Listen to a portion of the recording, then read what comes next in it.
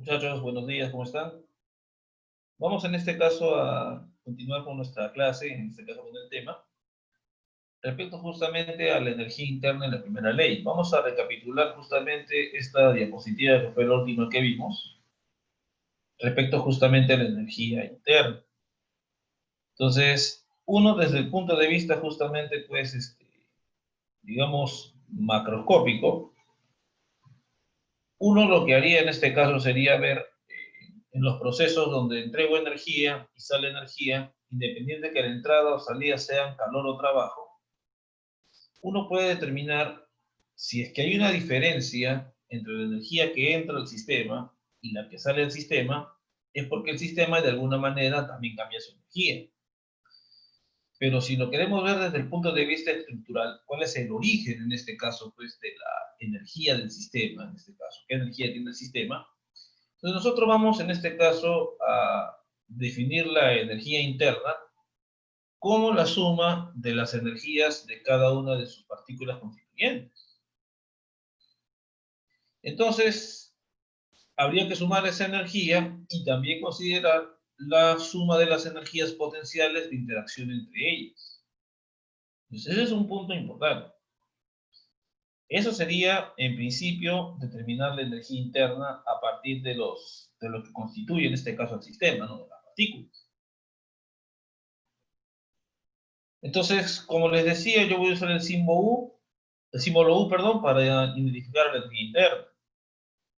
Y durante un cambio justamente de estado del sistema, cuando pasa de un estado de presión, volumen y temperatura definido hacia otro estado de presión, volumen y temperatura definido, entonces en este caso, muchachos, vamos a tener justamente pues evaluar el cambio con esta diferencia. Ahora, entonces, cuando agregamos, en este caso, pues, cierta cantidad de calor a un sistema y este no realiza trabajo, entonces, muchachos, pues, el trabajo va a ser igual en este caso a cero.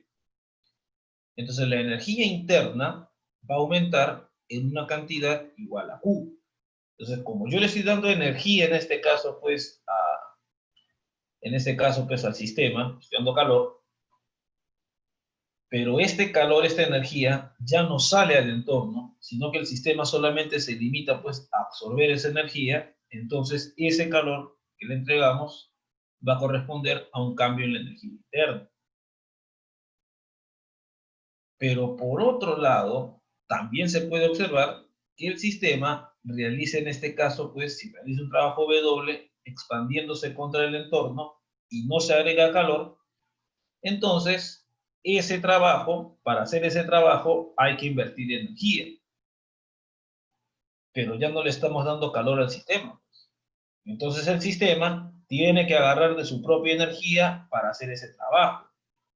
En un proceso de expansión en este caso, en un proceso justamente pues de expansión en este caso pues del volumen del gas, tú ya sabes que el trabajo es positivo sobre la tapa. Y como la tapa ganó energía, el gas tuvo que perder energía. Por eso entonces que menos W representa el cambio de energía en el gas. Entonces, básicamente ese es el detalle, ¿no? Cuando nosotros entregamos calor y no permitimos que esa energía salga, en este caso, pues, nuevamente, entonces el sistema gana la energía, el cambio de energía del sistema va a ser en este caso, pues, el calor simplemente. Y en el caso que el sistema efectúe trabajo sin recibir calor, caballero, pues el sistema agarra de su propia energía para hacer ese trabajo. Y entonces, en este caso, pues, si el entorno gana W, el sistema pierde W. Por eso que el cambio de energía va a ser en este caso, pues, menos W. Ahora, si ocurren ambos eventos, así es posible que tanto absorba calor como que puede realizar trabajo, entonces el cambio de energía interna vendría dado por esta expresión. ¿Ok?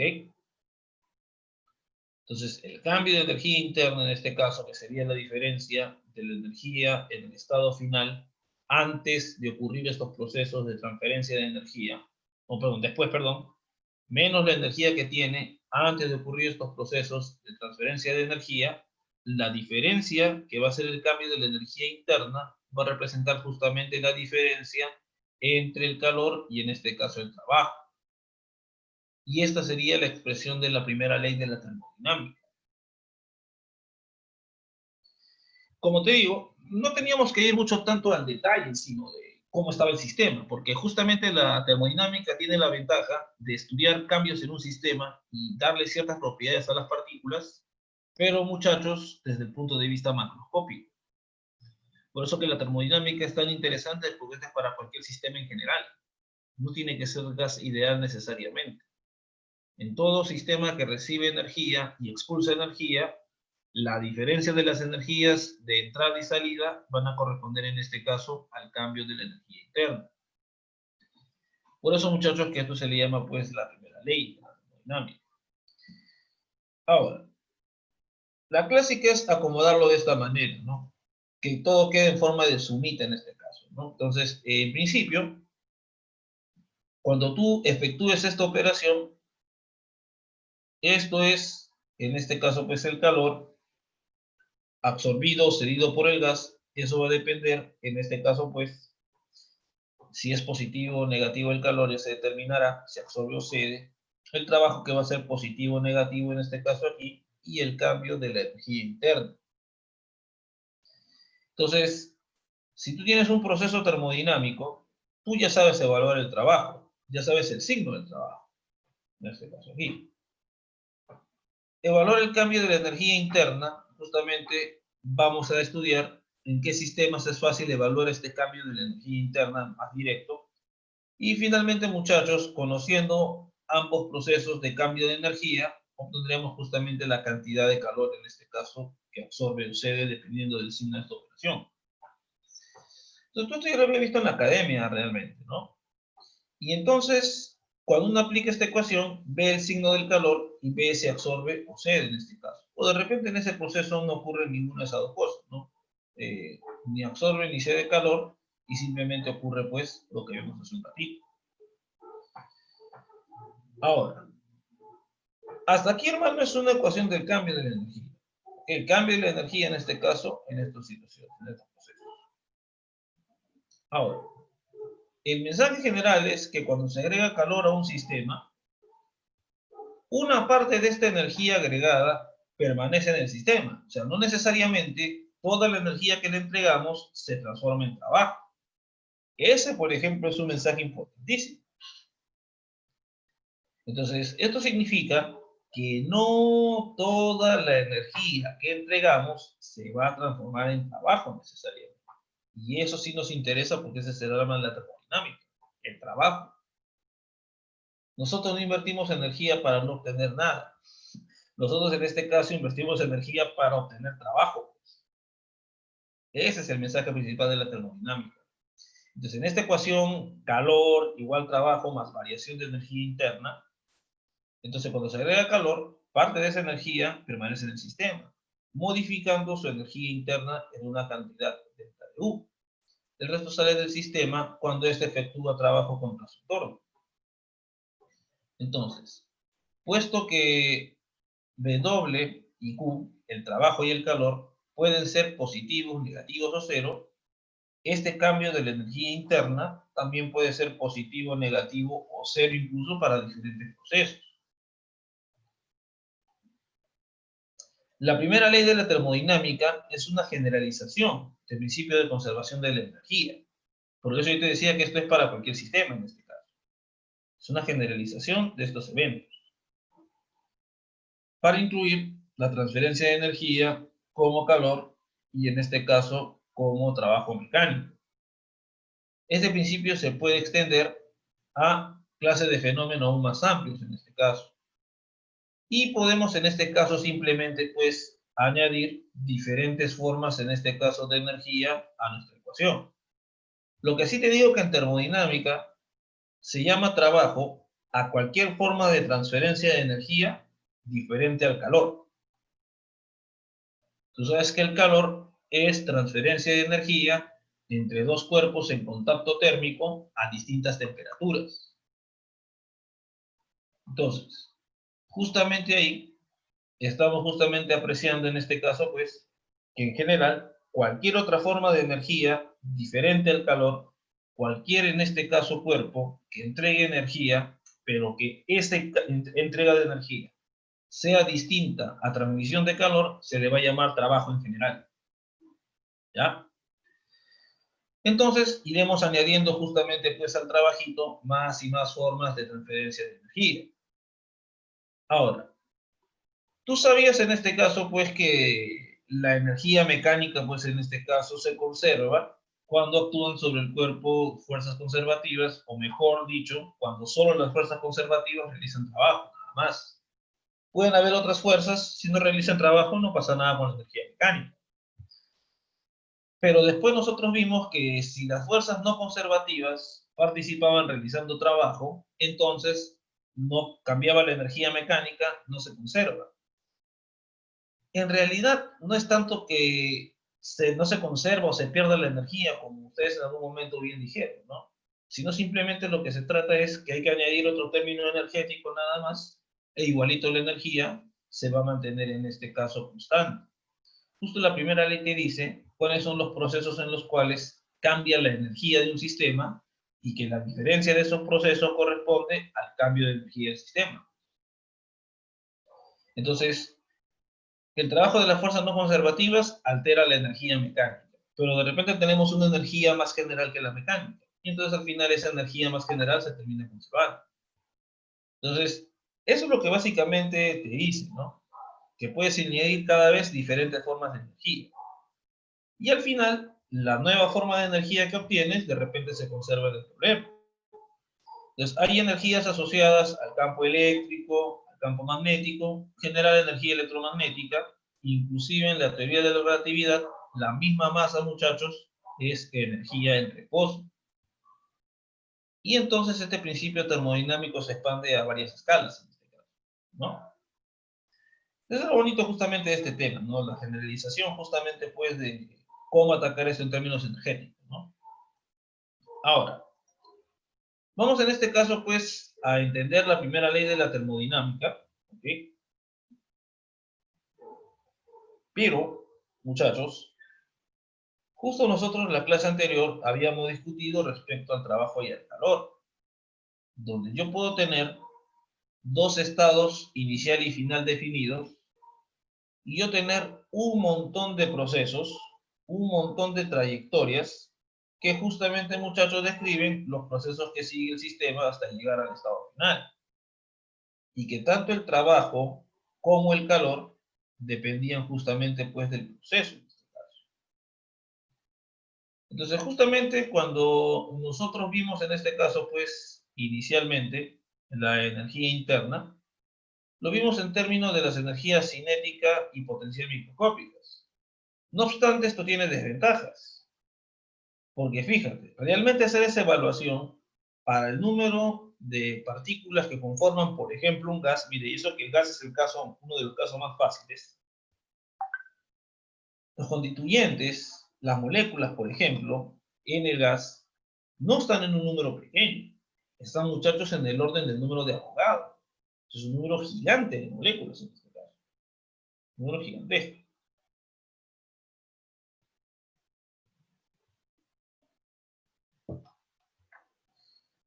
Entonces, justamente aquí,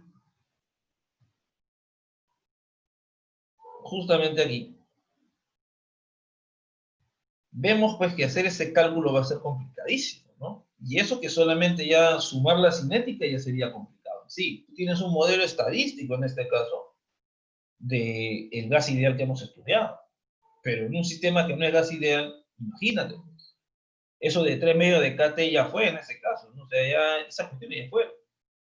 Peor si todavía las moléculas interactúan en este caso. Entonces, esta no es una definición operativa para calcular la energía, sino conceptual simplemente. O sea, la suma de estas energías cinética y potencial solamente es a nivel conceptual. Ahora, hacer el cálculo de eso formalmente, hermano, olvídate. Ni una computadora te podría hacer eso, y si lo hiciera se demoraría bastante tiempo realmente. Y eso es para un estado determinado. Ahora, imagínate que el sistema vaya cambiando de estado a estado, peor todavía.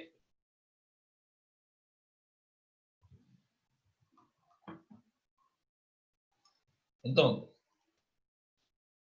veamos entonces la energía interna de otro modo. Un poco más en este caso sencillo de determinar, ¿no? Entonces, para empezar, definimos el cambio de energía interna delta de U durante cualquier cambio de un sistema como justamente la cantidad dada de acuerdo a la primera ley, que ese cambio de energía va a ser calor menos trabajo. Esta es una definición operativa, porque acá sí tú puedes evaluar el trabajo y el calor, y con esta diferencia del calor menos el trabajo, evaluar el cambio de la energía interna. Entonces tú puedes evaluar en sí el cambio de la energía en los procesos. Ahora, definir la energía en cada estado, muchachos, eso va a ser en este caso, pues, lo que vamos a analizar a continuación. Entonces, cuando el sistema pase del estado, en este caso, de un estado a otro, no, pase de un estado a otro, por dos trayectorias distintas, ¿cómo sabemos nosotros que delta de U va a ser el mismo para estas dos trayectorias? Porque ya vimos que el trabajo, el calor y el trabajo no son iguales, muchachos, no son iguales, en este caso, para distintas trayectorias.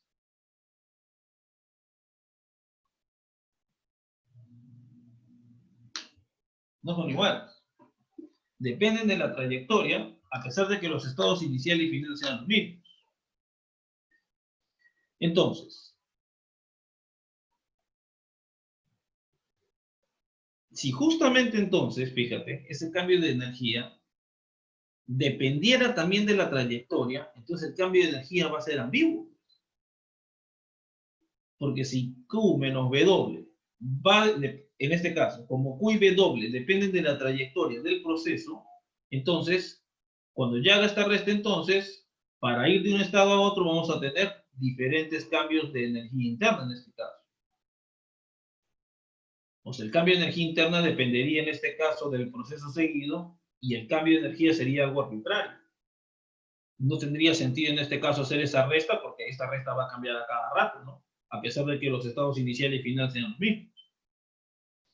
Entonces, este concepto de energía interna, justamente, muchachos, también merece la crítica del concepto erróneo de la cantidad de calor contenida en un sistema. Porque, hermano, acuérdate que los cuerpos no tienen calor.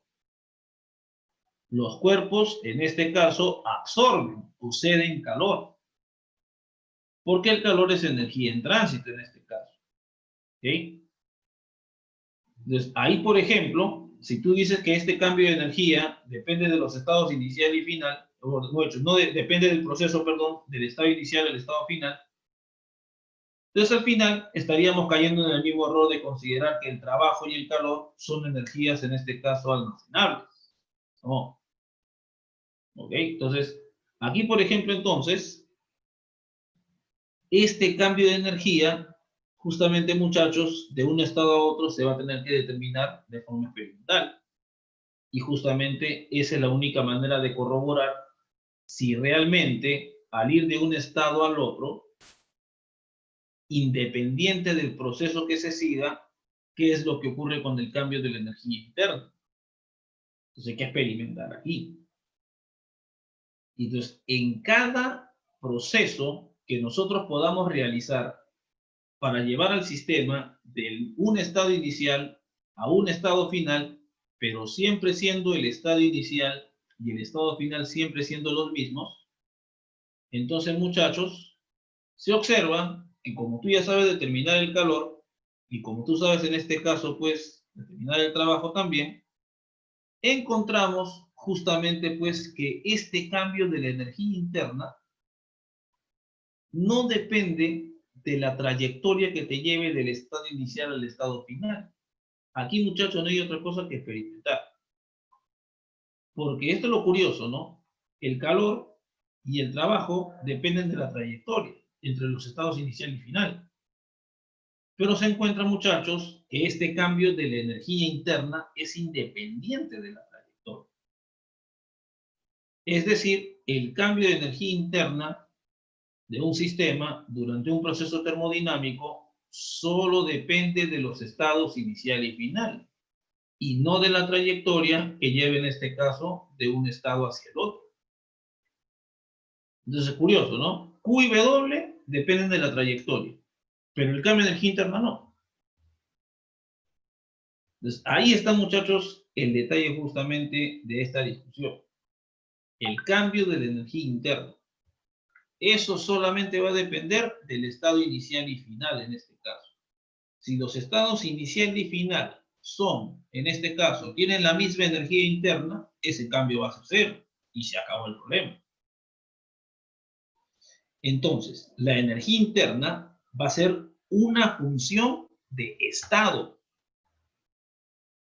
La energía interna al inicio va a depender de las condiciones iniciales del sistema. Va a depender de las variables de estado iniciales del sistema. Igualito, la energía interna en el estado final solo depende del estado final. No nos interesa, muchachos, aquí, en este caso, pues, cómo se llegó al estado final. Esa energía solo va a depender de las variables de estado, justamente, pues, termodinámicas en el estado final. Entonces, esto tal vez es la parte más brava de entender en este caso. Porque lo demás, trabajo y calor, yo creo que lo has entendido porque dependen del proceso. Ahora, ¿por qué justamente esto depende solo de, en este caso, el estado inicial y final? ¿Por qué función de estado la energía? Eso lo determina, muchachos, la parte experimental. Entonces, muchachos, esto está amparado ya prácticamente en 200 años de experimentación, muchachos.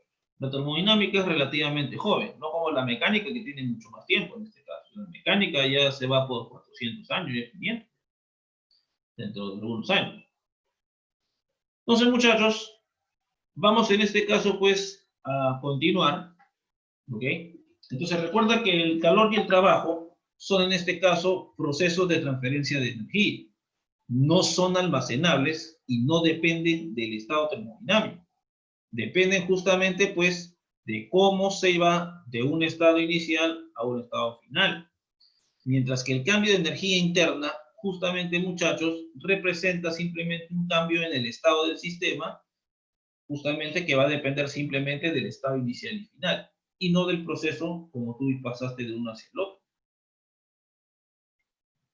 Ahora, de esta manera, la experimentación es la justificación definitiva para creer que un sistema termodinámico en cierto estado tiene una energía única que solo depende de ese estado. Entonces, un planteamiento equivalente es que la energía interna de un sistema es justamente función de las variables de estado, presión, volumen y temperatura. En este caso, realmente de cualquiera de dos de ellas, porque están relacionadas por la variable de estado, ¿no?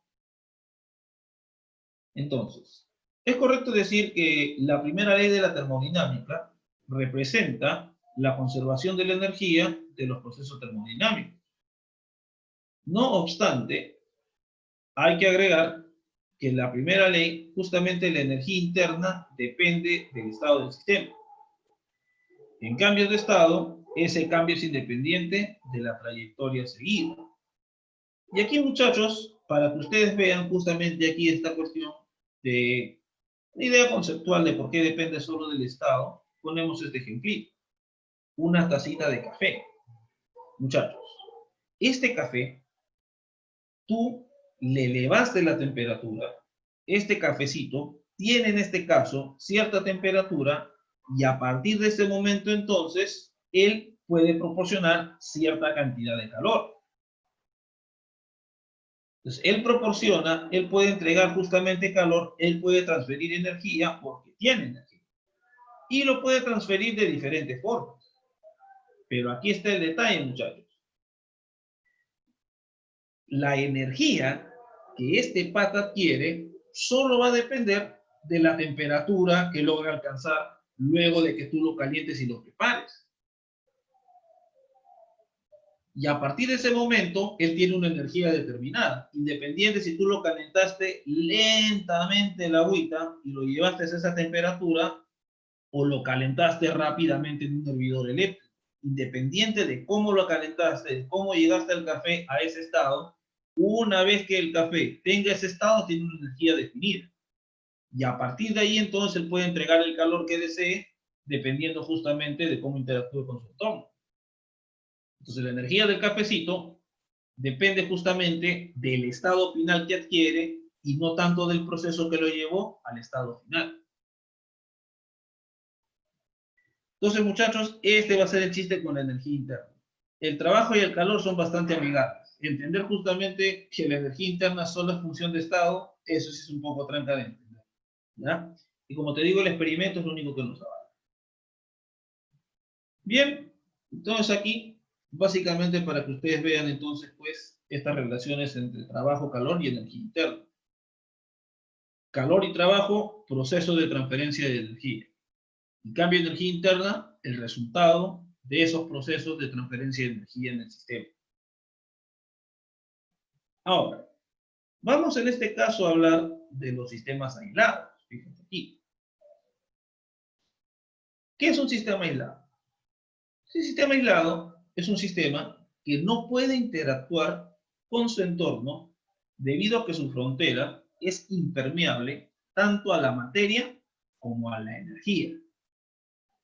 En el caso de un gas, esto sería como un envase herméticamente cerrado, donde ya no puedes meter ninguna molécula de gas más. ¿Ok? En ese sentido es impermeable a la materia. ¿Por qué se dice que es impermeable a la energía? Es como que este pata, muchachos, está justamente pues sellado todas sus paredes, inmóviles en este caso, para que no pueda entrar energía de ningún tipo, ni tampoco, muchachos, en este caso, dejar pasar el calor.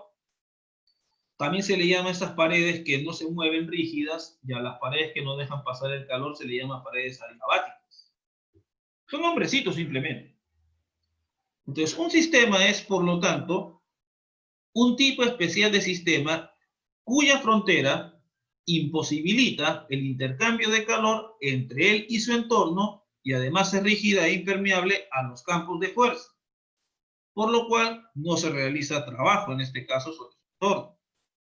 Entonces, en este sistema especial,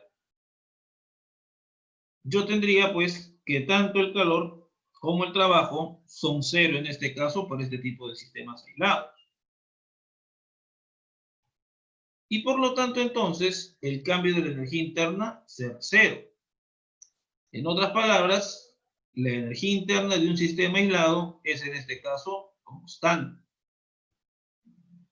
Entonces, este sería, por ejemplo, en este caso, pues, sería un ejemplito de un sistema, pues, que en este caso, tú evitas las transferencias de energía de cualquier tipo y el ingreso de materia, ese sería un sistema donde la energía es constante realmente, su energía interna.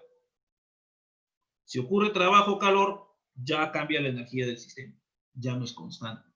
La energía de ese sistema en particular. Entonces, muchachos, ejemplitos aproximados de esto, por ejemplo, pues un termo, pero un buen termo en este caso con varias capas, y en este caso pues teniendo un volumen determinado que no podemos cambiar bajo ningún concepto. O sea, si se le aplique fuerza no se puede comprimir en este caso el envase y por ende el contenido, ¿no?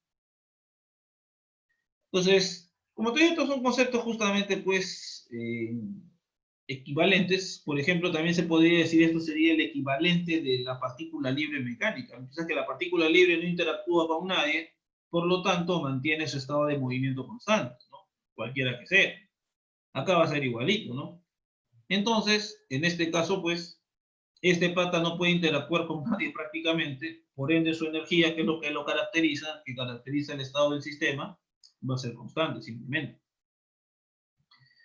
Bien, entonces muchachos, aquí vamos a seguir y vamos a hablar de los cambios infinitesimales de estado. Vamos a hablar aquí justamente de la aplicación de la primera ley, pero muchachos, de una manera justamente interesante. O sea, vamos a aplicar la primera ley entre dos estados muy cercanos uno del otro, en este caso, donde los cambios, en este caso, de la variable de estado, lo podamos considerar inclusive hasta el orden, en este caso, diferencial. Entonces, justo en los ejemplos anteriores, los estados inicial y final que analizamos en general difieren en una cantidad finita, una cantidad en este caso, pues, por así decirlo, medible, ¿no? Ahora, lo que nosotros vamos a considerar van a ser cambios muy pequeños de estado, donde se agrega cierta cantidad de calor delta de Q al sistema.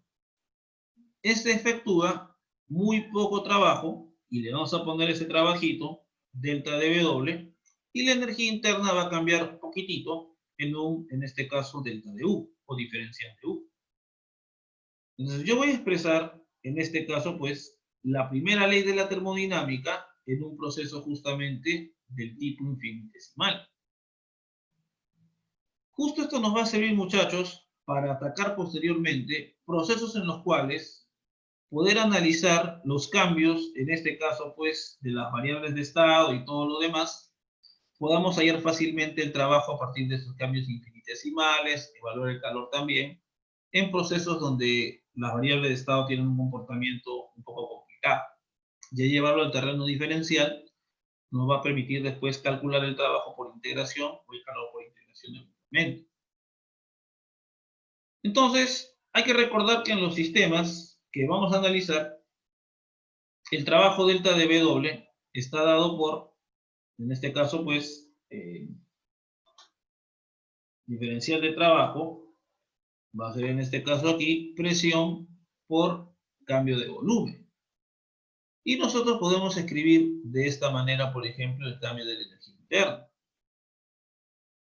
Entonces, por ejemplo, si alguno de los términos energéticos, delta de U o delta de Q es 0, y conozco la forma de la presión en términos del volumen, ya puedo evaluar cualquiera de los otros cambios directamente por integración. Entonces, esto justamente nos va a servir para analizar procesos en los cuales yo no puedo decir en este caso, pues, que siempre el trabajo va a ser presión por diferencia de volumen. Y para cualquier volumen que yo elija. Yo no sé cómo va a cambiar la presión. Si es constante, sí vale, ¿no? Pero si no es constante, no, pues. Si no es constante, no. Gracias. Si no es constante, no. Entonces, esto nos va a servir para analizar procesos donde las variables de estado tengan relaciones un poco más complicadas eventualmente. Ahora, entonces, continuando por aquí, vamos a analizar los diversos tipos de procesos termodinámicos en este caso. Vamos a analizar el primerito, que es el proceso adiabático. Muchachos, definimos un proceso adiabático como aquel donde no entra ni sale calor del sistema, es decir que Q es igual a 0. Podemos evitar el flujo de calor ya sea rodeando al sistema con un material térmicamente aislante o realizando un proceso con tal rapidez que no haya tiempo para un flujo de calor apreciable. Justo, muchachos, ¿ok? Una de las opciones aquí, por ejemplo, sería forrarlo con un material aislante térmico, en este caso, pero tú ya sabes que y aprendiste, pues, que ningún aislante es perfectamente, en este caso, pues, aislante térmico, en este caso. De todas maneras, va a haber una tasa de calor de salida o de entrada, aunque sea muy bajita, de todas maneras. La otra opción es realizar el proceso bastante rápido para que no le demos tiempo justamente a apreciar un flujo de calor determinado, ¿no? Que sea apreciable, que sea medible.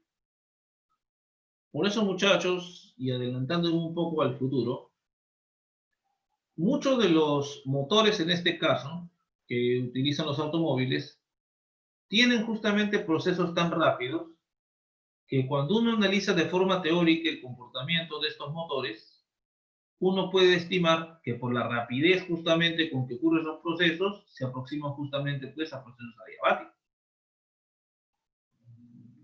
Entonces, lo ideal es que no haya transferencia de calor, eso es en este caso lo teórico, ¿no? Ahora, en la parte experimental, pues, si la cantidad de calor es bastante pequeña, muy pequeña en este caso comparado, pues, con el trabajo que realice el objeto, uno podría considerar ese proceso aproximadamente adiabático.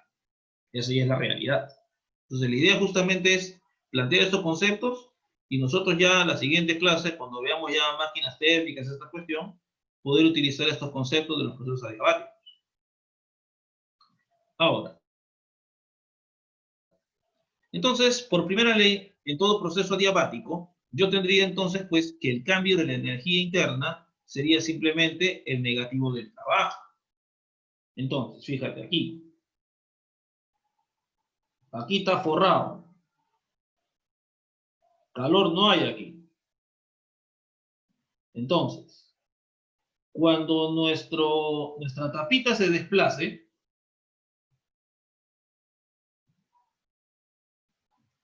entonces el trabajo del gas sobre el entorno es positivo. Entonces, el entorno gana energía justamente pues del gas, en este caso aquí. Vamos a ponerle gas simplemente por poner en este caso un ejemplito. Entonces el gas pierde parte de su energía interna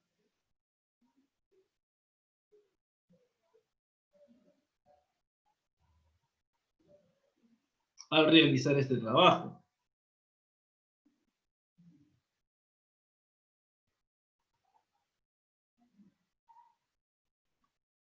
Entonces, ese cambio de la energía interna sería menos doble. Ahora, por el contrario, fíjate aquí. Si nuestro objeto pues se desplaza aquí, entonces, el trabajo del gas sobre el entorno sería negativo. Negativo. Entonces, ¿esto qué significa? Pues que el entorno pierde en este caso energía.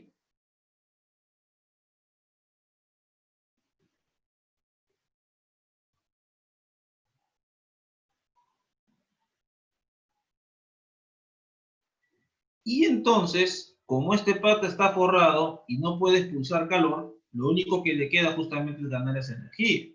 Entonces el cambio de energía va a ser menos W también. Pero como el W era en este caso negativo, el cambio de energía va a ser positivo.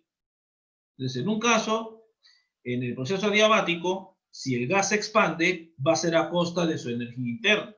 Y si se comprime, es porque más bien está aumentando su energía interna, en este caso pues el gas. Dado que no puede haber transferencia de calor, esa energía solamente saldría del sistema o entraría del sistema, pero ya no podría ni volver a salir, en este caso, no, o sea, mejor dicho, entraría energía de alguna manera o saldría energía, pero ya no podría regresar de alguna otra manera. Entonces, básicamente eso es lo que pasa en un proceso adiabático, ¿no? Solamente tiene un sentido de salida del flujo de energía, por así decirlo. Ya sea que gane o pierda, solamente ocurre el flujo de energía en un sentido, ¿no? Entonces, seguimos por acá. Cuando en este caso, pues, un sistema se expande adiabáticamente, el trabajo es positivo. El sistema efectúa trabajo sobre ese entorno, por lo que el cambio de energía es negativo y la energía interna disminuye. Si se comprime adiabáticamente, el trabajo es negativo, el entorno efectúa trabajo sobre el sistema y la energía aumenta. En muchos sistemas, aunque no en todos, el incremento de energía interna va acompañado por un aumento de temperatura. O sea, en este caso, cuando aumenta la energía interna, justamente en este tipo de procesos, ¿ok? Va acompañado de un aumento de temperatura. Es decir, si el pata, en este caso, realiza trabajo positivo, el sistema pierde energía. Entonces, en un proceso adiabático, cuando el gas se expanda, como va a bajar la energía del sistema, baja su temperatura. Eso es lo que ocurre en la gran mayoría de procesos adiabáticos. Y en el caso, muchachos, de que se comprime en este caso, pues adiabáticamente a un sistema, entonces nosotros en este caso sabemos que aumentará la energía. Y eso va a venir acompañado de un aumento de la temperatura en este caso.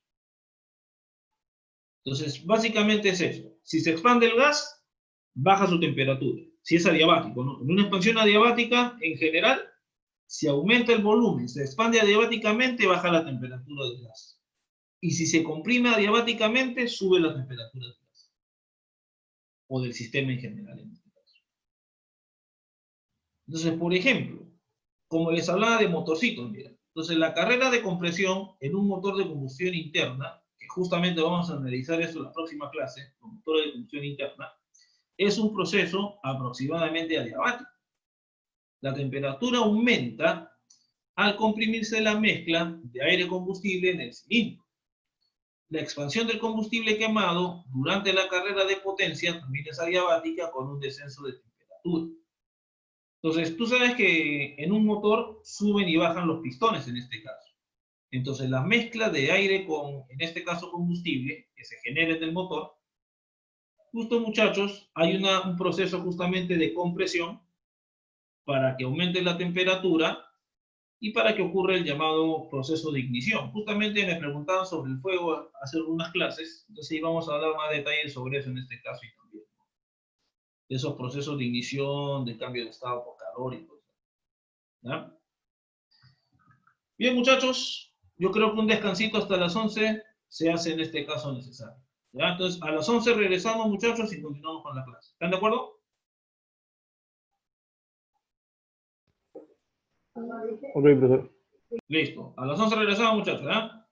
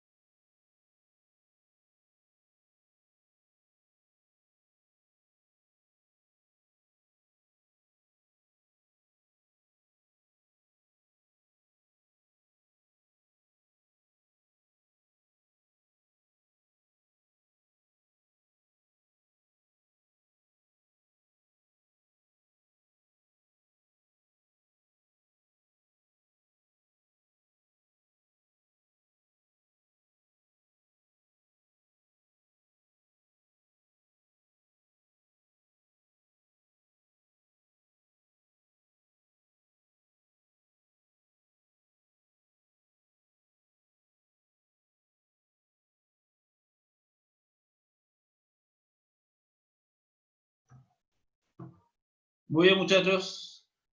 Siendo a las 11, en este caso vamos a continuar. ¿Ya?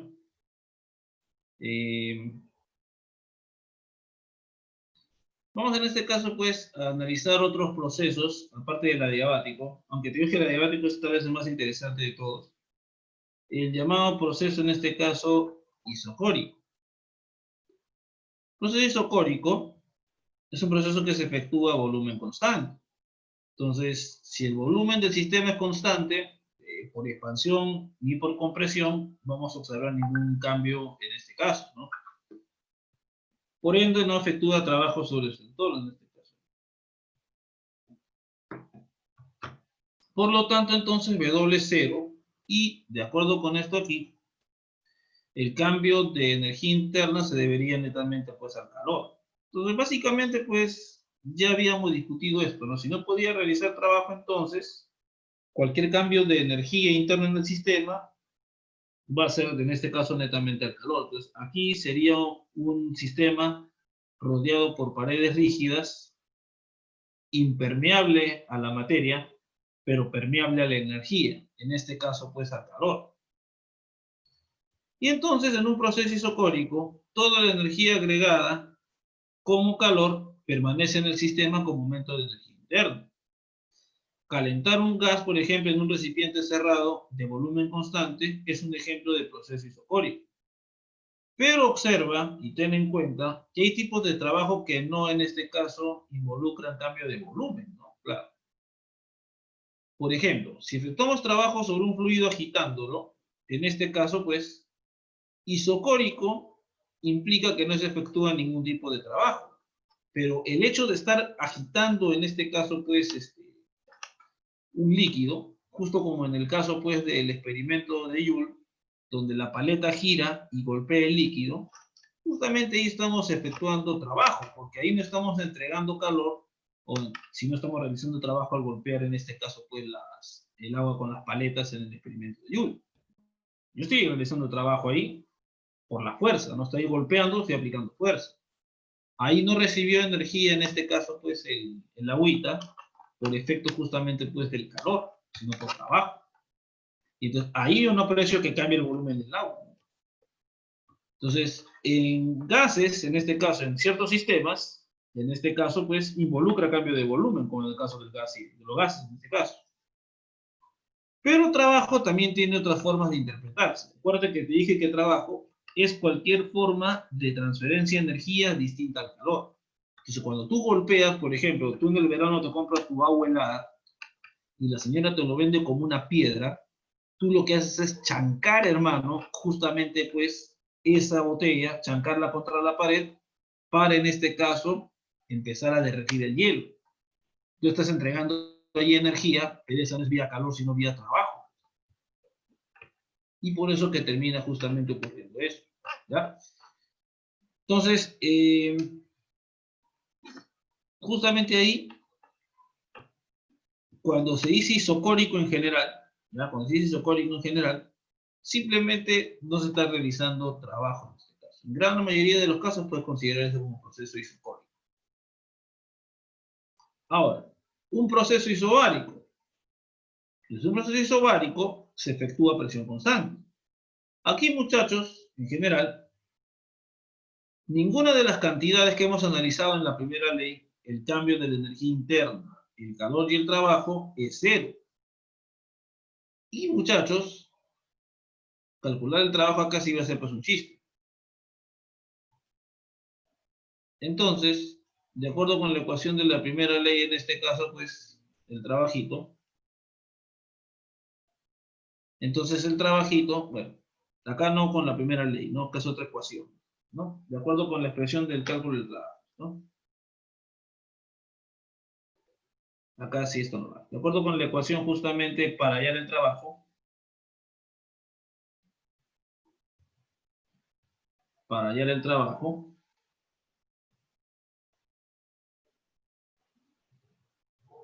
acá sí me partí. Entonces, por integración, simplemente como la presión es constante, saldría, y esta sería la manera de calcular el trabajo en un proceso isobárico. Ojo, Esto no es en este caso solamente para el gas ideal, ¿ya? Es para cualquier proceso isobárico. Puede ser un gas real, puede ser en este caso, pues, cualquier otro sistema distinto al ideal, igualito tú calculas el trabajo de esa manera, como presión por diferencia de volúmenes. Entonces, por ejemplo, hervir el agua, cuando tú hierves el agua, tú estás hirviendo el agua a una temperatura de 1 atmósfera. Estamos entregando calor en ese proceso, pero a presión constante. Ese es un proceso isobárico, por ejemplo. Entonces, en casi todos los procesos de cocción, o sea, casi todos los procesos de cocción son isobáricos. Pues la presión del aire sobre la cazuela, sartén o dentro de un horno microondas prácticamente se mantiene constante mientras se calientan los alimentos. Es un proceso de tipo isobárico. Por ejemplo, de repente tu mamá tiene una olla de presión en este caso.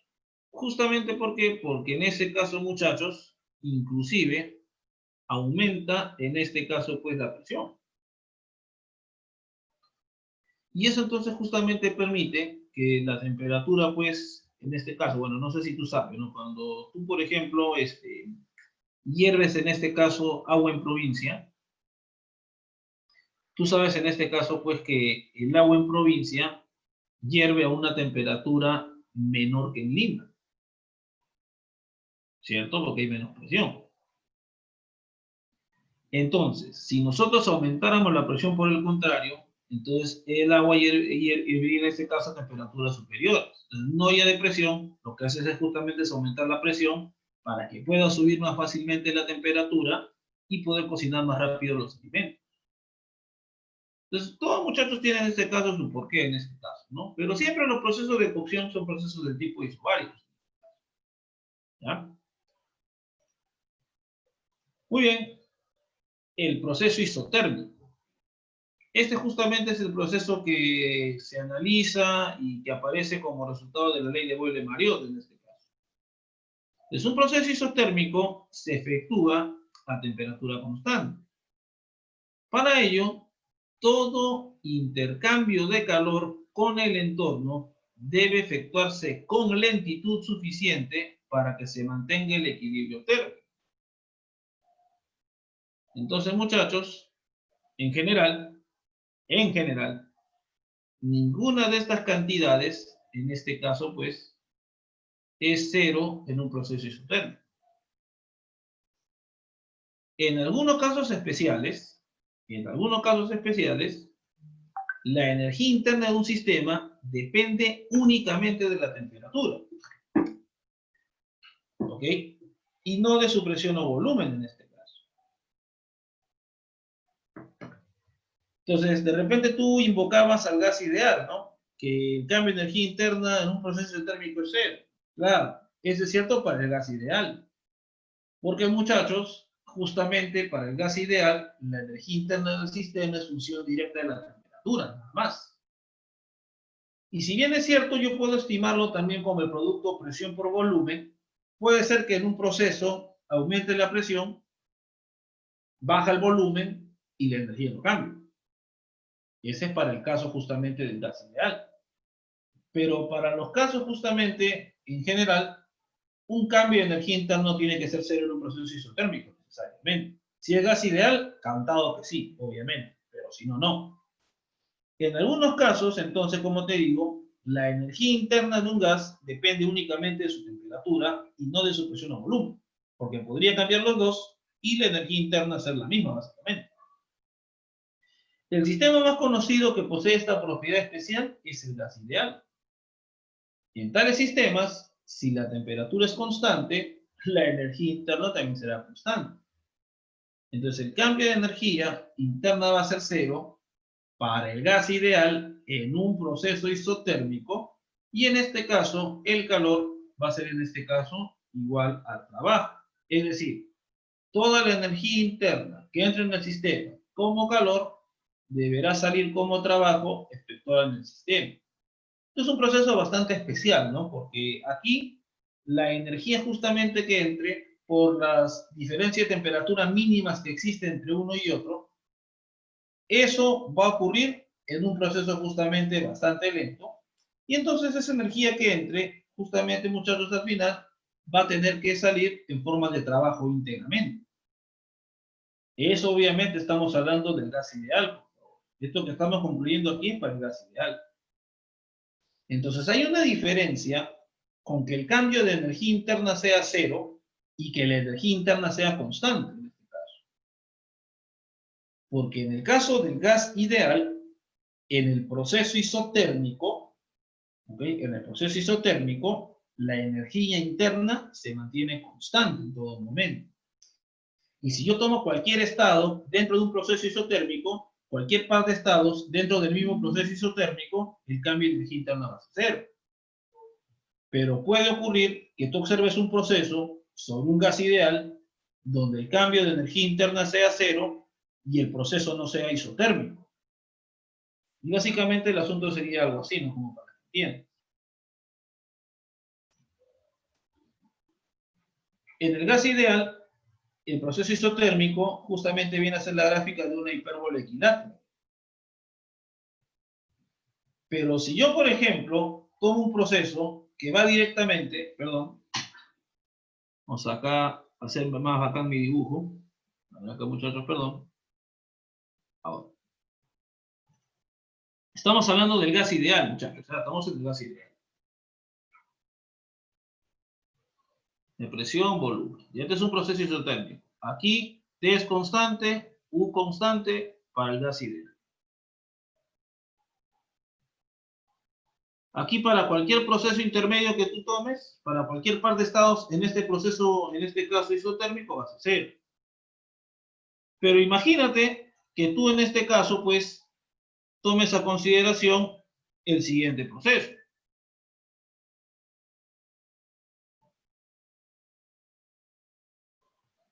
Para el proceso de color verdecito, que obviamente pues no es isotérmico, el cambio de energía interna va a ser cero en ese caso también. Pero no es isotérmico. Entonces, en el proceso isotérmico del gas ideal, la energía interna se mantiene constante. Y como consecuencia, siempre el cambio de energía interna va a ser cero para cualquier estado que tú elijas sobre ese proceso isotérmico. ¿Ok? Yo no puedo asegurar, muchachos, en este caso, pues, con decir que el cambio de energía interna es cero, decir que el proceso es isotérmico. Eso sí es un error. ¿Ya? Si es isotérmico, el cambio de energía interna es cero. Si el cambio de energía interno, no necesariamente es isotérmico. ¿Ya?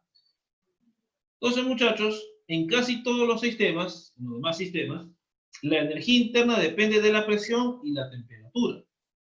Y podría ocurrir, muchachos, incluso que la energía interna varíe, incluso a pesar de que la temperatura se mantenga constante. O sea, eso es posible. Entonces, para el gas ideal, sí es chévere en este caso todo. Se entiende, bacán, bonito. Tú estudiaste esto para ingresar a la U. Pero, muchachos, en la realidad, la energía interna puede depender de estas otras variables de estado también. ¿Ya? Entonces, por ejemplo, aquí vamos a estudiar para el gas ideal justamente los procesos que hemos en este caso estado analizando para el gas ideal. 4 procesos distintos, en este caso, para una cantidad constante de gas ideal, es decir, el número de moles es fijo. Todos tienen como estado inicial el estado A. Entonces, en el proceso adiabático, nosotros vamos a observar que el calor en este caso es cero. De acuerdo entonces con la primera ley, entonces, en el proceso adiabático, ya tú sabes, hermano, aquí, que el trabajo va a ser igual a menos el cambio de la energía interna. Como estamos hablando del gas ideal, yo tengo una conexión directa entre la energía interna y la temperatura. Entonces, si el trabajo es positivo, es decir, aumenta el volumen, entonces el cambio de energía interna tiene que ser negativo. Y en el caso del gas ideal, en este caso, si baja la energía interna, debe bajar la temperatura. Muchachos, acá yo tengo gráficos justamente de varias, en este caso, curvas isotérmicas. Entonces, Ya tú sabes en este caso, no te voy a explicar, pues evidentemente, que la curva que justamente pasa por más abajo es la curva que tiene en este caso, pues menor temperatura. Entonces, yo me fijo en este proceso de aquí. Este proceso que es el proceso adiabático. Muchachos, aquí en el grafiquito, yo estoy notando aquí que está aumentando el volumen. Y al aumentar el volumen, el trabajo realizado por el gas ideal va a ser positivo. Pero si yo observo aquí, este estado inicial y este estado final, el estado inicial se encuentra en un isoterma que está más arriba que el isoterma correspondiente al estado final. O sea que su temperatura baja. Entonces, en este caso aquí, aumenta el volumen, trabajo positivo, pero baja la temperatura. En este caso, pues, cambio de energía interna negativo. Si fuera de 1 al estado A, sería todo al revés. Trabajo negativo, pero cambio de energía interna positiva. Entonces, en los procesos justamente adiabáticos, sobre el gas ideal, en un adiabático, si aumenta el volumen, baja la temperatura. Eso se condice con que si el trabajo es positivo, el cambio de energía interna tiene que ser negativo. Ahora, para un proceso isocórico, el trabajo en este caso, pues, es 0. ¿Ok? Entonces ahí no se realiza trabajo. Aquí bajaría la temperatura, bajaría la energía interna. De acuerdo con la primera ley, entonces, fíjate aquí. Esto sería el resultado, nada más en este caso. Ya no habría trabajo.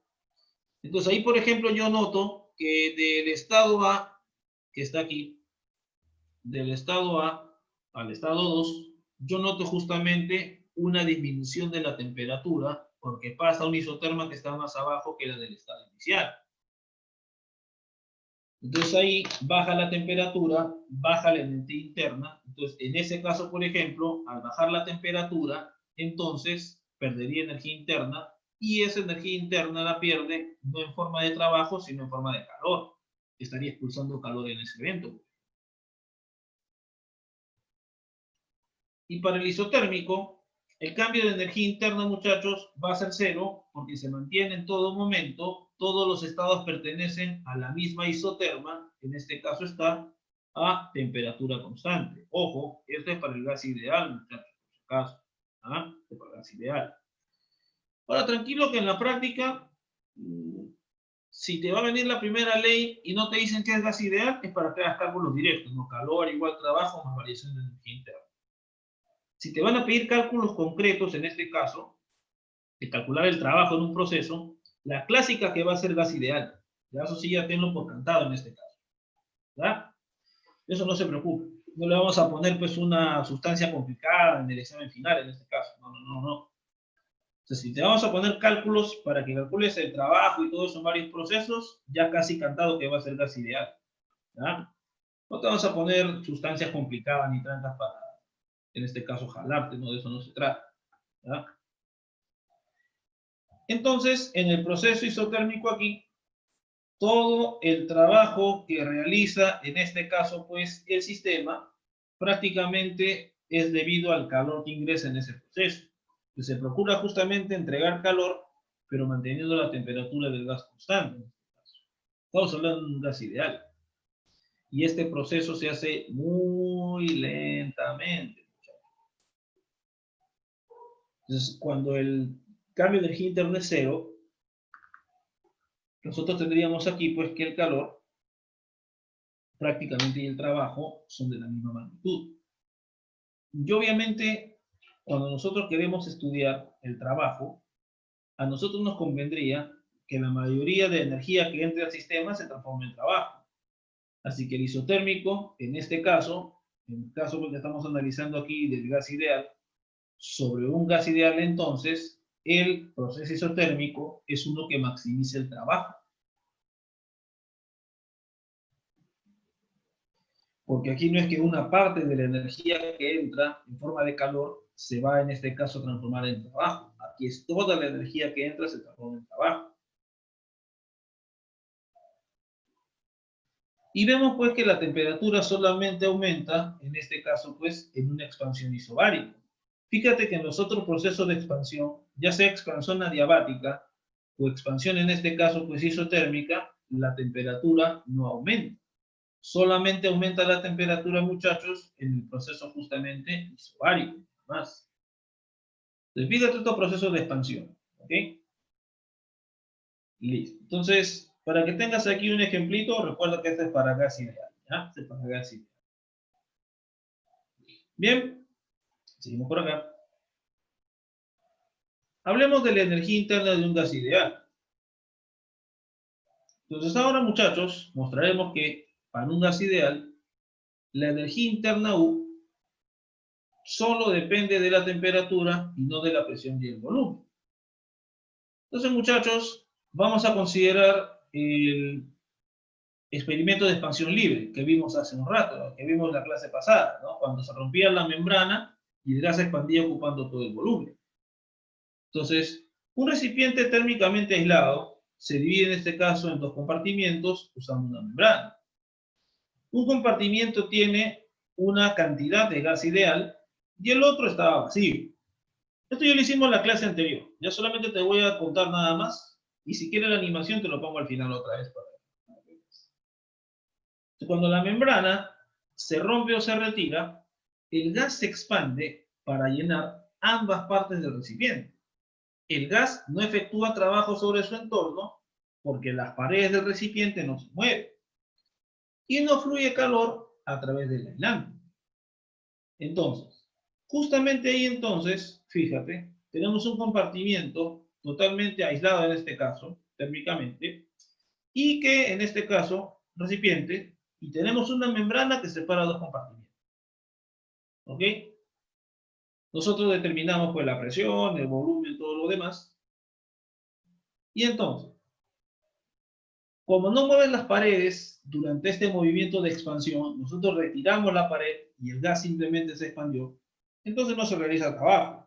No realiza trabajo, no desplaza un objeto en su expansión. Como estamos en un aislante térmico, tampoco entra en este caso energía en forma de calor. De acuerdo con la primera ley, y eso sí va a ser en general, si ambos procesos, y ese para cualquier gas que esté dentro en este caso, ¿no? Así sea ideal o no. Entonces, en ese caso, en esa situación, entonces, fíjate, tanto en este caso, pues, el calor como el trabajo son cero. Y por la primera ley, la energía interna debe permanecer constante. Entonces, como te decía, esto se va a cumplir para cualquier sustancia, se trate o no de un gas ideal. O sea, esa relación, en un proceso de expansión libre, no hay cambio, en este caso, pues, de energía interna. Ahora, entonces, cambia la temperatura durante la expansión libre. Entonces, vamos a suponer que sí cambia la temperatura, aunque la energía interna no lo hace. Entonces, en tal caso, debemos concluir que la energía interna depende de la temperatura y del volumen, o bien de la temperatura y la presión. Entonces, por otro lado, o sea, depende de alguna de las dos variables de estado, ¿no? Por otro lado, si la temperatura es constante durante la expansión libre, para la cual sabemos que U es constante, a pesar de que la presión y el volumen cambian, tenemos que concluir entonces que U solo depende de la temperatura y no de la presión ni el volumen. O sea, yo en el caso de un gas en condiciones ideales, yo lo dejo expandirse libremente. Yo voy a encontrar justamente pues que al medir en este caso pues la presión va a disminuir, el volumen va a aumentar. ¿Ok? Ambos van a cambiar. Pero vamos a encontrar justamente en este caso, pues, que nosotros sabemos que la energía interna va a ser constante en expansión libre, independiente del material que sea. Pero para el gas ideal que se encuentra, que a pesar en este caso que la presión y el volumen cambia, la temperatura en este caso, muchachos, se mantiene constante en ese proceso de expansión. U constante, temperatura constante, caballero, entonces la energía interna depende en este caso, pues, solo de la temperatura para el gas ideal. Entonces, esto sí se hace de forma experimental en este caso. Entonces, muchos experimentos justamente han mostrado que cuando un gas de baja densidad, que es el gas ideal, sufre una expansión libre, su temperatura no cambia. Tal gas en esta esencia justamente, en comportamiento, es un gas ideal. Y llegamos a la siguiente conclusión. Que la energía interna de un gas ideal solo depende de su temperatura, no de su presión ni de su volumen. Es función directa de la temperatura. Esa tal vez es la conclusión más importante que debemos rescatar en esta parte, ¿ya? Para el gas ideal. Ahora, muchachos, esta propiedad, además de la ecuación de estado del gas ideal, justamente hay que corroborar, y te vas a dar cuenta, pues, que para el gas ideal, la energía interna depende solo de la temperatura, porque vamos a usar esto varias veces que tratemos con el gas ideal. Ahora, en el caso justamente de los gases que no se comportan como gas ideal, hay cambios de temperatura durante las expansiones libres, aunque la energía interna sea constante. O sea, lo que tú tienes que entender es que en una expansión libre, el cambio de la energía interna va a ser cero, la energía interna se mantiene constante en una expansión libre. Cuando se expande sin realizar trabajo y encerrado en un recipiente, en este caso térmicamente aislado. Entonces puede ocurrir en este caso cambio de temperatura para otros, en este caso, sistemas. Debe depender también entonces de la presión en este caso. Entonces, desde la perspectiva microscópica, en que la energía potencial es la suma de energías cinéticas y potenciales de todas las partículas que constituyen el sistema, en este caso no te debería sorprender mucho, ¿no? ¿Por qué? Porque en los gases ideales no consideramos la interacción molecular. En un gas real sí hay que considerar en este caso la interacción molecular. Entonces, en los gases de comportamiento no ideal, las fuerzas de atracción intermoleculares, en este caso, pues van a participar. Y cuando las moléculas se separan, las energías potenciales de interacción entre estas moléculas aumentan.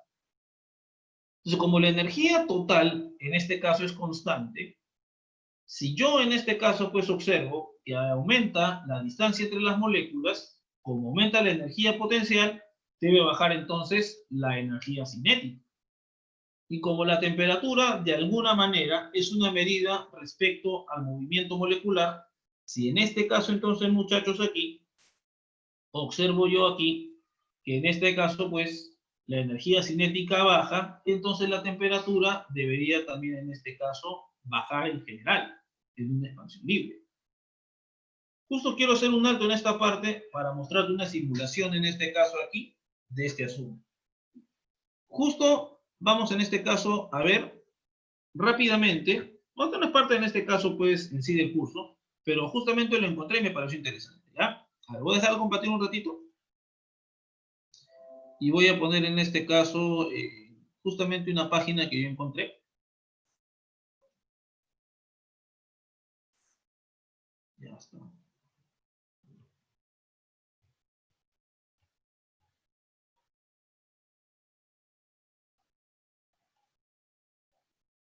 A ver.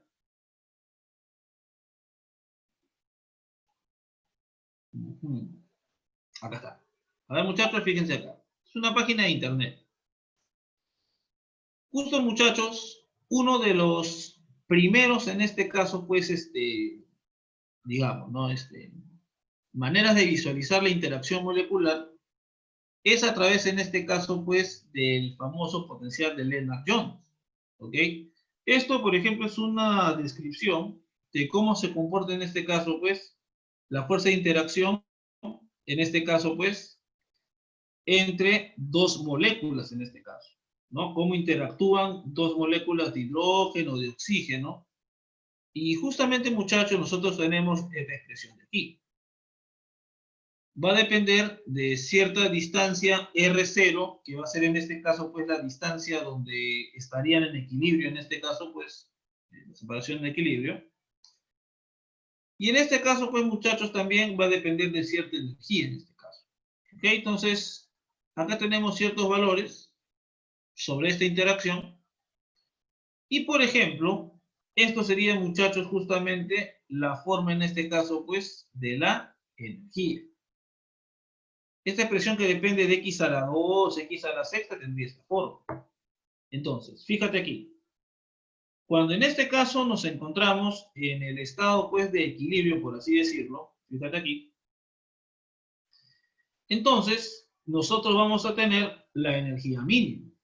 Justamente aquí, cuando la energía tiene un mínimo, la fuerza en este caso intermolecular es cero, por derivada. Entonces, que la derivada de la energía potencial, el negativo, es la fuerza conservativa.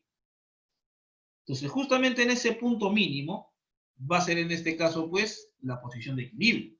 Ahora, si a partir de esa posición de equilibrio, tú llegas a aumentar la distancia, justamente por esta expresión, al aumentar la distancia respecto de este punto donde vale 1, si tú aumentas la distancia, haciendo que la distancia sea mayor que la distancia de equilibrio, entonces la energía potencial aumenta. Y si la energía potencial aumenta, muchachos, entonces la energía cinética va a disminuir. Si estamos analizando esto en un proceso de expansión libre, justamente pues de interacción en este caso entre moléculas, entonces, si yo considero la energía interna como la suma de todas las cinéticas y de todas las potenciales, entonces, si en este caso se expande libremente, las moléculas van a tender a separarse en este caso una de las otras.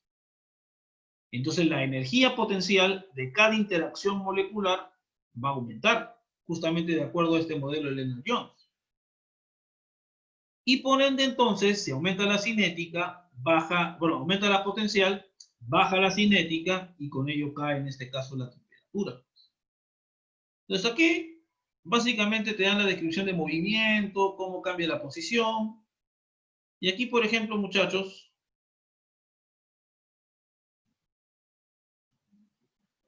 uno puede estudiar en este caso, pues, dependiendo de la velocidad que hay entre moléculas, viendo cómo cambia en este caso la posición de cada una de ellas también, ¿no?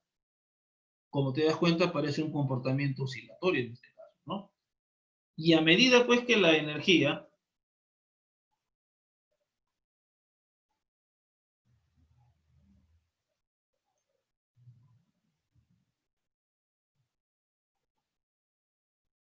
se va acercando al mínimo, justamente aquí, muchachos, vamos a tener un comportamiento oscilatorio. De mientras más cerquito esté justamente del mínimo aquí la energía total, muchachos, vamos a tener justamente pues un comportamiento armónico en este caso, ¿no? Eventualmente. Entonces también sirve esto para modelar lo que es justamente pues el aspecto vibracional, en este caso también intermolecular. Básicamente para que tengan algunos conceptos en este caso para que puedan apreciar, ¿no? Bien, entonces, como les decía, ese va a ser el asunto, ¿no?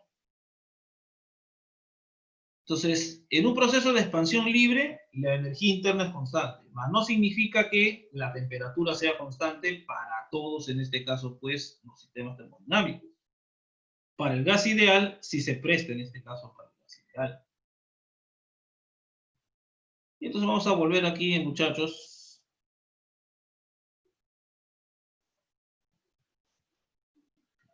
Vamos en este caso a estudiar las relaciones del Cp y el Cv para un gas ideal. Las capacidades caloríficas molares a presión y volumen constante en este caso. Entonces nosotros podemos en este caso deducir sencillamente, muchachos, el Cp y el Cv para un gas ideal. Pero vamos a considerar primero el proceso a volumen constante. Entonces colocamos n moles de un gas ideal a una temperatura T que colocamos en contacto térmico con un cuerpo más caliente. Entonces vamos a tener aquí un cambio infinitesimal de calor, delta de Q, que fluye hacia el gas, y su temperatura tendrá en este caso un aumento infinitesimal, delta de T. Entonces, muchachos, tú ya sabías esto es como el Q se mata, pero con el número de moles y con la capacidad calorífica molar a volumen constante, y la presión aumenta durante este proceso. Pero el gas no realiza trabajo en un proceso a volumen constante. Entonces, al final, yo encuentro que el cambio de energía interna aquí lo puedo expresar directamente en términos del calor transferido a volumen constante. Por ende, el cambio de energía interna va a ser en este caso idéntico a la cantidad de calor absorbida en el proceso isocórico, en el proceso a volumen constante. Por eso que igualo estos dos. Ahora, seguimos por acá. Ahora considero un proceso a presión constante. Pero, ojo, pero con el mismo cambio de temperatura.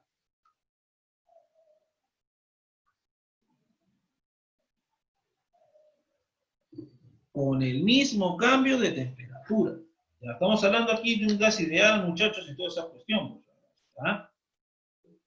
O sea, yo voy a analizar dos procesos de transferencia de calor. Uno, manteniendo el volumen del gas constante. Y el otro, manteniendo la presión constante. Pero la característica va a ser que al final el cambio de temperatura del gas es el mismo por esos procesos. Y entonces acá viene un asunto. Si el cambio de temperatura es el mismo, entonces el cambio de energía interna es el mismo. Si el cambio de temperatura es el mismo, el cambio de energía interna es el mismo, acuérdate que estamos hablando del gas ideal. Ahí se cumple todo eso. Entonces colocamos el mismo gas en un cilindro con un pistón móvil que permitimos moverse apenas lo suficiente para mantener la presión constante. Otra vez, ponemos en este caso el sistema en contacto con un cuerpo más caliente, se expande a presión constante del gas y nosotros justamente obtendríamos este resultado también. Y yo tendría entonces que el calor en ese proceso se va a calcular justamente como el Q se mata, pero con número de moles. ¿Ok? Ahora, en este caso aquí,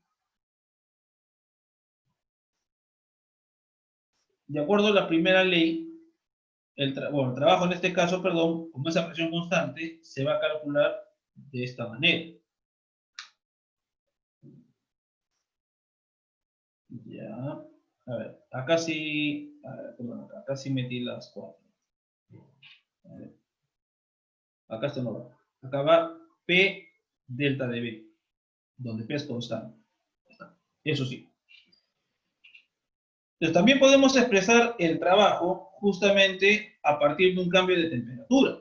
Porque recordando justamente pues esta expresión del gas ideal, acuérdate que estamos deduciendo esto para el gas ideal, pavito igual a ratón. Entonces, un cambio infinitesimal, en este caso pues de volumen, como la presión es constante, corresponde a un cambio infinitesimal, en este caso de la temperatura. Entonces el trabajito, yo lo puedo expresar en este caso pues como presión por cambio de volumen igual a NR justamente por ese cambio de temperatura.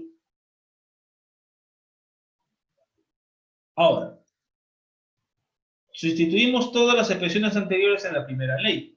Calor igual cambio de energía interna más delta de W. Entonces yo reemplazo aquí. Calor a presión constante lo expreso como el Q se mata para ese cambio de temperatura. El presión por cambio de volumen lo expreso así a partir de la ecuación de estado del gas ideal y la energía interna. Muchachos, ahora, el cambio de energía interna para un proceso a presión constante aún está dado por la ecuación que vimos hace un rato, justamente aquí. Nosotros expresamos esto para un proceso isocórico, para un proceso de volumen constante. Pero aquí yo puedo afirmar y decir que el cambio de energía interna va a ser igual también a esto de aquí. A pesar de que esto yo lo deduje para volumen constante, ¿por qué en este caso yo estoy utilizando la misma expresión o voy a usar la misma expresión? En este caso, pues, donde estamos a presión constante. Porque recuerda que la energía interna, el cambio, solo depende de la temperatura. Entonces, por eso yo te decía, si yo entrego en este caso, fíjate, calor a volumen constante, o entrego calor a presión constante, y obtengo el mismo cambio de temperatura, entonces, para el gas ideal, yo tengo el mismo cambio de la energía interna. Yo calculé delta de U NCB por el cambio de temperatura para un proceso donde recibe en este caso calor a volumen constante.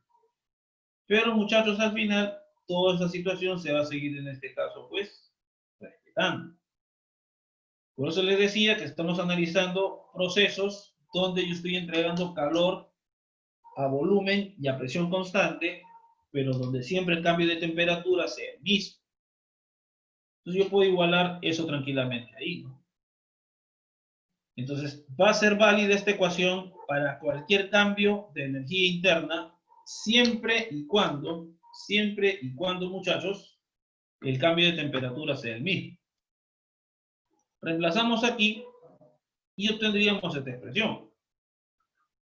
Eliminamos el número de moles y eliminamos el cambio de temperatura para obtener un resultado justamente independiente del número de moles, cambio de temperatura, y en este caso tendríamos justamente lo siguiente.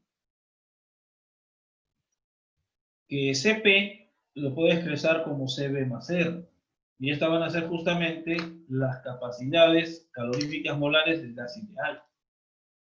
Cuando tú tengas un gas ideal, tú puedes usar esta expresión, ¿ok? Y te cuento que no tiene que ser Cb, en este caso, del monoatómico o el diatómico. Puede ser el Cb de un gas ideal cualquiera que sea. ¿Ya? De cualquier, en este caso, gas que sea. Con tal que sea ideal, no tiene que ser ni 3 medios, ni 5 medios de R, ni ninguno de esos. Esto se va a cumplir, muchachos, para cualquier gas ideal, independiente del valor de Cb y Cp que tengan en este caso. ¿Ok? Entonces, la diferencia, en este caso, es la constante de los gases R. Y muchachos, recuerden en este caso, pues, que nosotros hemos utilizado justamente pues, las expresiones de Cp y Cb, y en este caso, pues, hay que pasarlas a las mismas unidades de R, que es Joule por mol Kelvin. Entonces, fíjate aquí.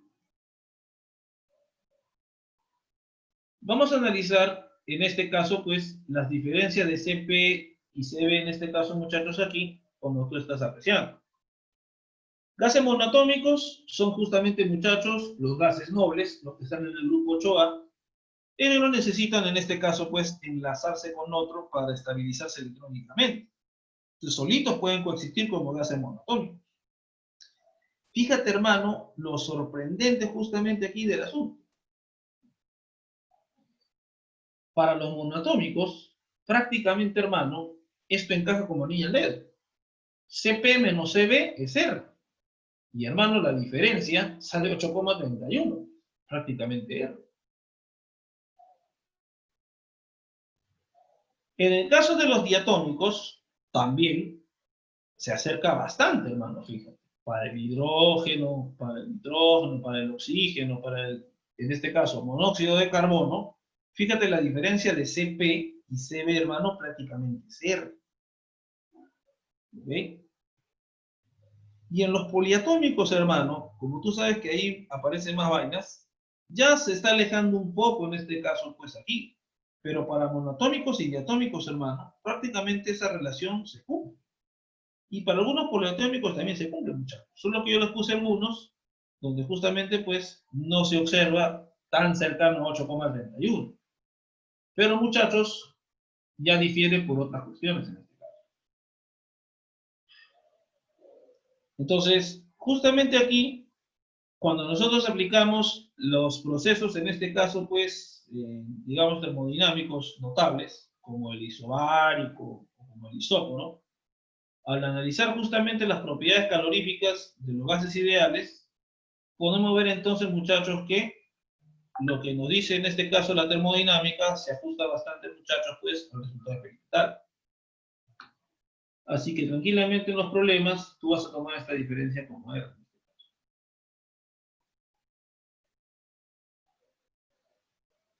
Bien. Voy a aquí parar por el día de hoy. ¿Ya? El día de hoy vamos a tener en este caso una reunión con los profesores para ver justamente la práctica del día, en este caso, viernes. ¿Toca práctica este viernes o toca el otro? La siguiente semana. La siguiente semana. Ese toca el laboratorio. Ya, entonces, en principio, entonces, claro. A ver, hasta aquí en este caso, bueno, es que no van a, como tenemos siempre media clase de desfasado, ya, pero yo les paso los videos, Arturo, o sea, ustedes les pueden tomar pantallazo, ¿no? Al video. Además tiene errores también, como has visto. No, es que este sí no tiene mucho cálculo, hermano. El otro sí que tenía un montón de integrales, ese sí les pasé, ¿no? Pero este de acá no es solamente, en este caso son tablitas, vainas sencillas, ¿no? O sea, mira el video, porque el video, menos mal que los videos lo están mandando rápido ahora sí. Máximo mañana va a estar el video, para que ustedes lo tomen con ¿ya?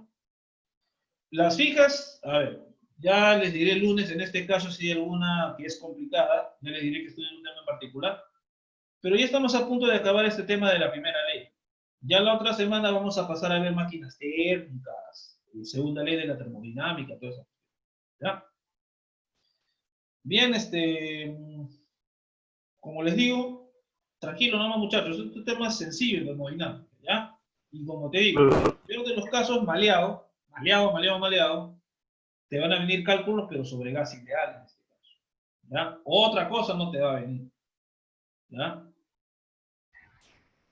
¿Tiene hasta el día de hoy la práctica? Sí. ¿O Claro, porque en principio, claro, como te digo, en principio estamos desfasados media clase por lo que nosotros hicimos esa hora que hicimos dirigida antes de su examen parcial. Entonces, ahí los profesores tienen una hora menos de clase. Entonces, no creo que se tome completamente este tema en este caso, ¿no? Ya, por lo menos no, yo no he completado el tema y no creo que los otros profesores hayan completado el tema tampoco. Ya, así que yo, en principio, si vamos a tomarle la primera idea, pues va a ser evaluar los signos del calor, el trabajo, tal vez, ¿no? Pero nada de ciclos termodinámicos de esa nota todavía creo que no. Ya eso ya queda para el final en este caso. Si en tal caso, también podemos ver la otra clase, el día lunes. Tampoco no estamos muy lejos de acabar, mira, porque mira.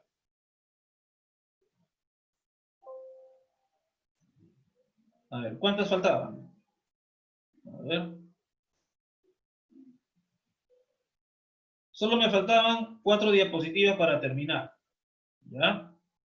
O sea que el día lunes, si viene algo de lunes, tampoco no es que va a venir gran cosa. Ya estábamos a punto de acabar este tema. Y ya nos íbamos a poner al día, ya no íbamos a ver nada. ¿Ya? Así que si el lunes viene, de repente hago las primeras 4 diapositivas del lunes y hasta ahí vendría. Más no va a venir. Porque las últimas 4 diapositivas son de lo siguiente. Primero, pues, el cociente de capacidades caloríficas. Justo voy a regresar a la tabla última que hemos visto, rapidito nomás. Y para el gas ideal adiabático, las relaciones justamente de presión, volumen y temperatura, ¿no? Claro, se deducen a partir del pago ratón y del cálculo de cambio de energía. ¿Ya? Entonces es rapidito. O sea, si bien eso, vendrá hasta ahí. Más de eso no va a venir. ¿Ya? Listo, muchachos. Pónganse a estudiar, ¿ya? Con tranquilidad.